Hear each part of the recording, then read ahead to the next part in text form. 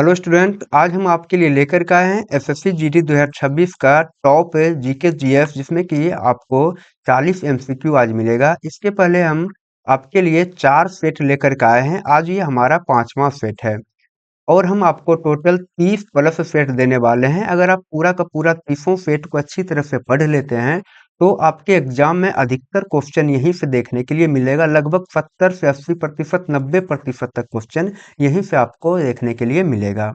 अगर हम बात करेंगे इस क्लास की खास बात क्या है, इसमें क्या है कि आपके लिए जो 80% क्वेश्चन है वह है प्रीवियस ईयर एग्जाम से, जो कि आपके एग्जाम में पहले आ चुका है, और जो 20% क्वेश्चन है वो है एग्जाम ओरिएंटेड, यानी कि एग्जाम में आने की संभावना इसका ज़्यादा है।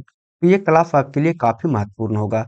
और एक खास बात है इस क्लास में कि आपका जो क्लास होगा 10 से लेकर के 12 मिनट में ये खत्म हो जाएगा, जिससे कि आपका टाइम भी ज़्यादा लॉस नहीं होगा। तो आइए हम क्लास को स्टार्ट करते हैं। अगर आपको क्लास अच्छा लगेगा तो आप वीडियो को लाइक करें, चैनल को सब्सक्राइब करें। आइए हम क्लास को स्टार्ट करते हैं। आज का पहला क्वेश्चन बोला गया है, पृथ्वी का प्राकृतिक उपग्रह है। आपसे पूछा है यहाँ पे कि पृथ्वी का प्राकृतिक उपग्रह क्या है, ये आपको बताना है। तो यहाँ पे आपका उत्तर हो जाएगा चंद्रमा जो है पृथ्वी का प्राकृतिक उपग्रह है। अगला क्वेश्चन है, लोकसभा के प्रथम अध्यक्ष कौन थे। आपसे पूछा गया यहाँ पे कि लोकसभा के अध्यक्ष कौन थे। यहाँ पे जो आपका उत्तर होगा वह हो जाएगा जीवी मावलंकर जो है, यानी कि गणेश वासुदेव मावलंकर जो है, ये आपका उत्तर डी नंबर सही होगा। अगला क्वेश्चन है, आगे फ्लू किसके कारण होता है। ये जो फ्लू होता है ये किसके कारण होता है आपको बताना है। वायरस से होता है या फफूंद से या तो जीवाणु या तो परजीवी से, किससे होता है ये आपको बताना है। तो आपका जो उत्तर होगा वह हो जाएगा वायरस से होता है फ्लू। अगला क्वेश्चन है, दाभोल विद्युत परियोजना किस राज्य में स्थित है। आपसे पूछा गया यहाँ पे कि दाभोल विद्युत परियोजना यह किस राज्य में है। तो आपका जो उत्तर होगा वह हो जाएगा यहाँ पे महाराष्ट्र राज्य में है दाभोल विद्युत परियोजना। अगला क्वेश्चन आगे है, भारत के प्रथम गवर्नर जनरल कौन था। आपसे पूछा गया यहाँ पे कि भारत के प्रथम गवर्नर जनरल कौन था, ये आपको बताना है। यहाँ पे जो आपका उत्तर होगा वह हो जाएगा लॉर्ड विलियम बेंटिक जो है, ये भारत के प्रथम गवर्नर जनरल थे। कौन थे? Lord William Bentinck. अगला क्वेश्चन आगे है, वैलेंटाइन दिवस किस तिथि को मनाया जाता है। आपसे पूछा गया यहाँ पे कि वैलेंटाइन दिवस जो है ये किस तिथि को मनाया जाता है। तो आपका जो उत्तर होगा यहाँ पे वह हो जाएगा 14 फरवरी को वैलेंटाइन डे मनाते हैं। अगला क्वेश्चन है, संसद पर आतंकवादी हमला किस वर्ष हुआ था। आपसे पूछा गया यहाँ पे कि संसद पर आतंकवादी हमला जो है वह है किस वर्ष हुआ था। तो यह जो हुआ था 2001 ईस्वी में हुआ था संसद पर आतंकवादी हमला।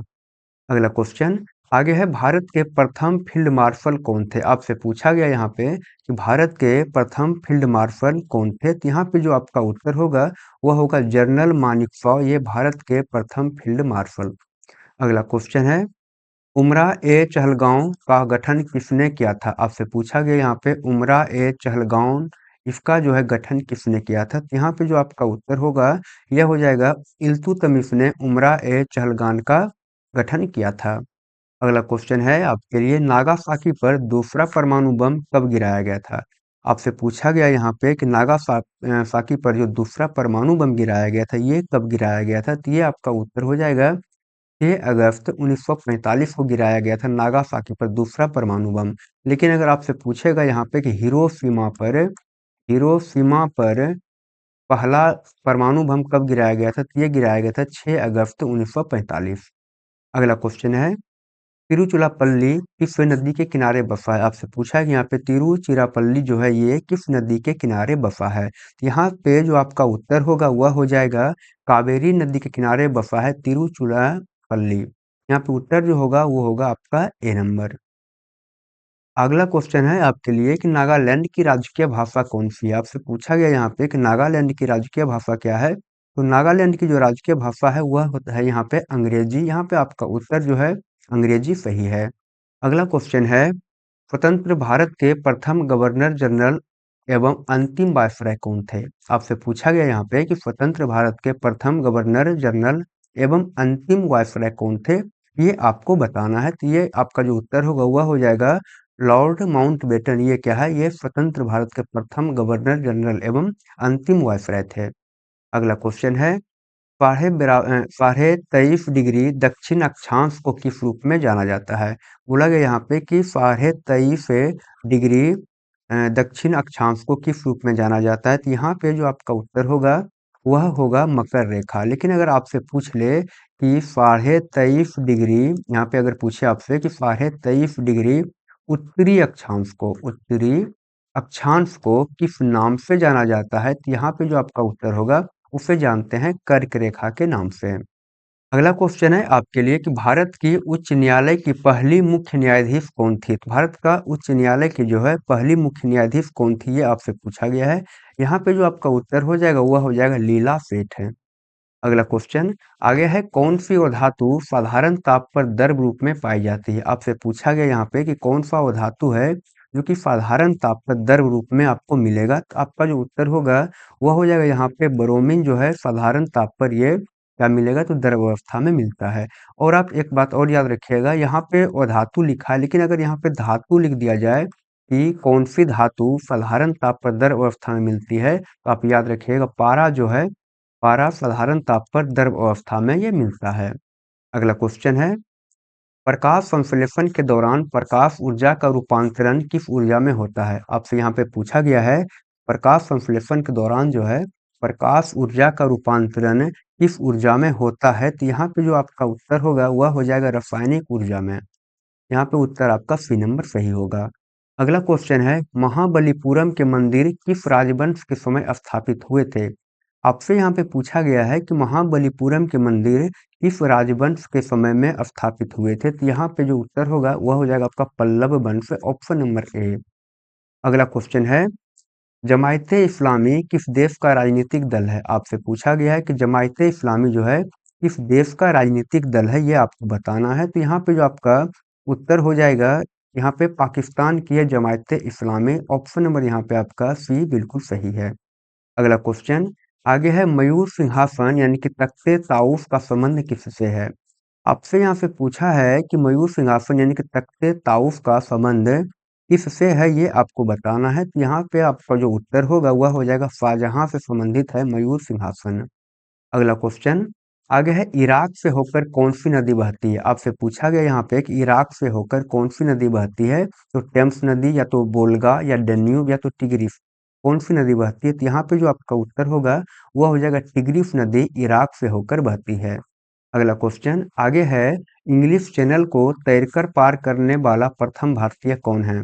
आपसे पूछा गया है यहाँ पे कि इंग्लिश चैनल को तैरकर पार करने वाला प्रथम भारतीय कौन है, ये आपको बताना है। तो आपका जो उत्तर हो जाएगा वह होगा मिहिर सेन, ऑप्शन नंबर यहाँ पे सी आपका सही उत्तर होगा। अगला क्वेश्चन आगे है, भारत के प्रथम मुख्य न्यायाधीश कौन थे? आपसे यहाँ पे पूछा गया है कि भारत के प्रथम मुख्य न्यायाधीश कौन थे? तो आपका जो उत्तर यहाँ पे हो जाएगा ए नंबर सही होगा, हीरालाल जे कानिया। अगला क्वेश्चन आगे है, Indian institute of sugar technology कहाँ अवस्थित है? आपसे पूछा गया है कि Indian institute of sugar technology कहाँ पे स्थित है, ये आपको बताना है।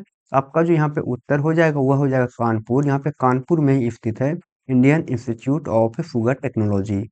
अगला क्वेश्चन आगे है, तेल और प्राकृतिक गैस का मुख्यालय कहाँ है? तेल और प्राकृतिक गैस का मुख्यालय कहाँ है, यानी कि ओएनजीसी का आपसे मुख्यालय पूछा गया है कि ये कहाँ पे है। ये जो है आपका देहरादून में स्थित है तेल और प्राकृतिक गैस का मुख्यालय। अगला क्वेश्चन आगे है, कॉफी उत्पादन में भारत का अग्रणी राज्य कौन सा है, यानी कॉफी के उत्पादन में भारत का अग्रणी राज्य कौन सा है, ये आपसे पूछा गया है। यहाँ पे जो आपका उत्तर हो जाएगा वह होगा कर्नाटक। कर्नाटक राज्य क्या है, कॉफी के उत्पादन में अग्रणी राज्य है भारत में।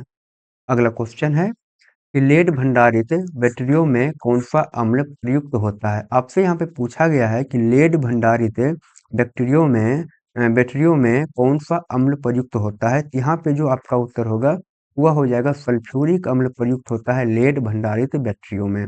अगर आपसे सल्फ्यूरिक अम्ल का फॉर्मूला पूछे तो ये होता है H2SO4, आप इसे भी याद रखेंगे H2SO4। अगला क्वेश्चन आगे है, श्रीरंगपट्टनम में अंग्रेजों ने किसे पराजित किया था? आपसे पूछा गया है कि श्रीरंगपट्टनम में अंग्रेजों ने किसे पराजित किया था, ये आपका क्वेश्चन है। इसका जो उत्तर होगा वह हो जाएगा टीपू सुल्तान, यानी कि टीपू सुल्तान को अंग्रेजों ने श्रीरंगपट्टनम में पराजित किया था। अगला क्वेश्चन है, वित्त आयोग के प्रथम अध्यक्ष कौन थे? बोला गया आपसे कि वित्त आयोग के प्रथम अध्यक्ष कौन थे, ये आपको बताना है। यहाँ पे जो आपका उत्तर होगा वह हो जाएगा केसी नियोगी, ये वित्त आयोग के प्रथम अध्यक्ष थे। अगला क्वेश्चन आगे है, उत्तरी ध्रुव पर पहुंचने वाला प्रथम भारतीय कौन थी? आपसे पूछा गया यहाँ पे कि उत्तरी ध्रुव पर पहुंचने वाली प्रथम भारतीय कौन थी? यहाँ पे जो आपका उत्तर हो जाएगा वह हो जाएगा प्रीति सेनगुप्ता, यहाँ पे आपका सही उत्तर होगा। अगला क्वेश्चन आगे है, 3 दिसंबर 1984 को भोपाल में किस गैस का रिसाव हुआ था? आपसे यहाँ पे पूछा गया है कि 3 दिसंबर 1984 को भोपाल में जो गैस का रिसाव हुआ था वो किस गैस का रिसाव हुआ था, वो आपको बताना है। यहाँ पे जो गैस का नाम होगा वह हो जाएगा मिथाइल आइसोसाइनेट, यहाँ पे आपका उत्तर सही है। अगला क्वेश्चन आगे बोला गया है आपसे कि भारतीय राष्ट्रीय कांग्रेस के प्रथम मुस्लिम अध्यक्ष कौन थे जो कांग्रेस के तीसरे अधिवेशन में अध्यक्ष बनाए गए थे?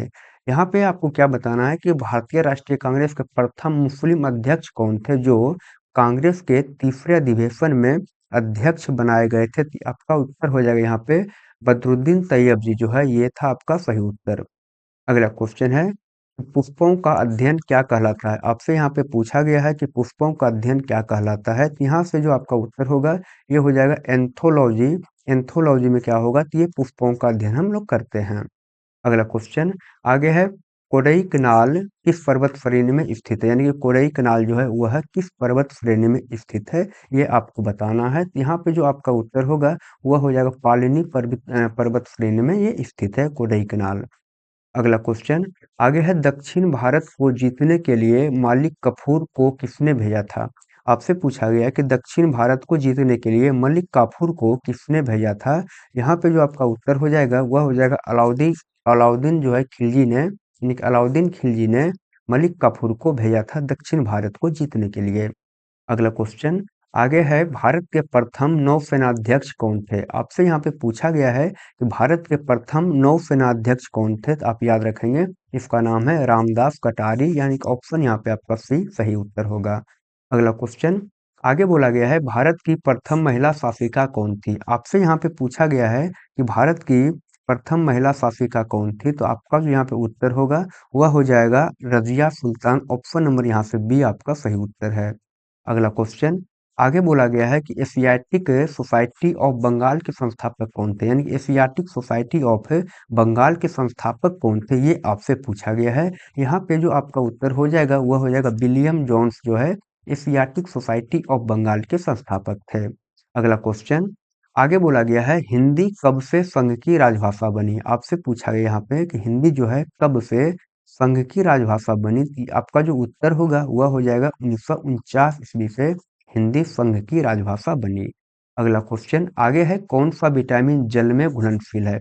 आप याद रखेंगे विटामिन के बारे में अगर आपसे पूछे कि कौन सा विटामिन जल में घुलनशील है, तो ये होता है विटामिन बी और विटामिन सी। ये दोनों विटामिन क्या होता है, जल में घुलनशील होता है, लेकिन ऑप्शन में केवल बी है, तो यही हो जाएगा विटामिन बी जो है जल में घुलनशील है। आप हमको बताइए कि आपको क्लास कैसा लगा? अगर आपको क्लास पसंद आया हो तो वीडियो को लाइक करें, चैनल को सब्सक्राइब करें। हम मिलते हैं आपसे अगली क्लास में, तब तक के लिए बाय, थैंक यू।